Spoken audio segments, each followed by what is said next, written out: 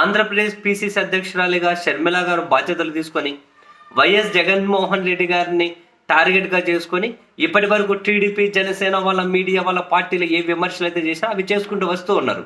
అయితే దీని వెనక చంద్రబాబు నాయుడు గారి స్క్రిప్ట్ ఉందని, వీళ్ళే షర్మిలను ఆంధ్రప్రదేశ్ కాంగ్రెస్లోకి ప్రయోగించారని చెప్పి అధికార వైసీపీ విమర్శలు చేస్తూ ఉన్న వేళ షర్మిల గారికి రాజకీయంగా చాలా దగ్గరగా ఉన్నటువంటి కొండా రాఘవరెడ్డి అనే ఒక నాయకుడు, తెలంగాణకు సంబంధించిన వ్యక్తి, షర్మిల గారితో చంద్రబాబు నాయుడు గారు 100 కోట్ల డీల్ మాట్లాడుకుని ఆంధ్రప్రదేశ్లో ప్రయోగించారు. అవసరమైతే విచారణ చేయించుకోండి, నేను సిద్ధం, నా దగ్గర ఆధారాలు ఉన్నాయి అని చెప్పి ఆయన వ్యాఖ్యలు చేయడం ఈ ఎపిసోడ్కి మరింతగా హీట్ తెప్పించింది.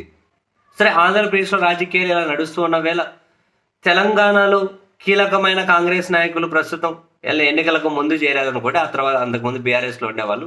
ఎనీహౌ, తెలంగాణ ప్రభుత్వంలో మంత్రిగా ఉన్నటువంటి ఖమ్మం జిల్లా రాజకీయాల్లో కీలకమైన వ్యక్తి, వైఎస్ జగన్మోహన్ రెడ్డి గారికి సన్నిహితుడిగా కూడా అంటే పేరుంది, పొంగులేటి శ్రీనివాసరెడ్డి.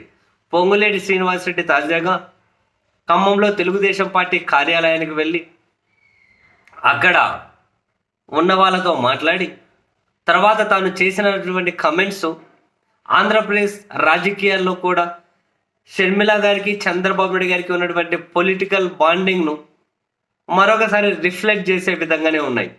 పొంగులేటి శ్రీనివాసరెడ్డి ఏమంటారు అంటే, తెలంగాణలో కాంగ్రెస్ పార్టీని అధికారంలోకి తీసుకురావడం కోసం టీడీపీకి రవ్వంత ప్రయోజనం లేకున్నా కూడా అహర్నిశలు రాత్రి పగలు పనిచేశారు.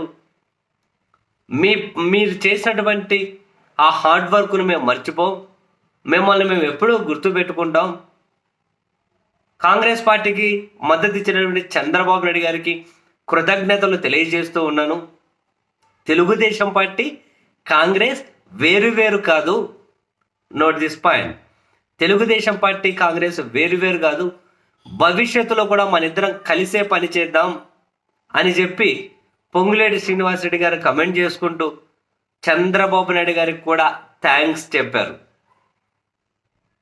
సో ఆంధ్రప్రదేశ్లో కాంగ్రెస్లోకి షర్మిలాను ఎంటర్ చేయడం వెనక చంద్రబాబు ఉన్నాడు అని, దానికి ఇంత డీల్ కూడా జరిగింది అని చెప్పి తీవ్ర స్థాయిలో చర్చ జరుగుతూ ఉన్న వేళ తెలంగాణలో ఉన్నటువంటి ప్రభుత్వంలో కీలకమైన మంత్రిగా ఉన్నటువంటి పొంగులేటి శ్రీనివాసరెడ్డి గారి కమెంట్స్ని రెండు వేరు కాదు, కలిసి పనిచేద్దాం, మనిద్దరం ఒకటే అని చేసినటువంటి కమెంట్స్ని చంద్రబాబు నాయుడు గారికి కన్వే చేసినటువంటి కృతజ్ఞతలను ఏ కోణంలో చూడాలి? మరి రాజకీయంగా ఏది కూడా లైటర్ వేలో తీసుకునేటట్లు ఉండవు. ప్రతిదానికి ఎక్కడో దగ్గర ఏదో ఒక లింక్ అయితే ఉంటుంది. మరి ఆ లింకులు ఎస్టాబ్లిష్మెంట్ జరుగుతూ వెళ్ళేటప్పుడు చూసే జనానికి కూడా ఒక క్లారిటీ వస్తుంది. చూద్దాం ఏం జరుగుతుందో భవిష్యత్తులో.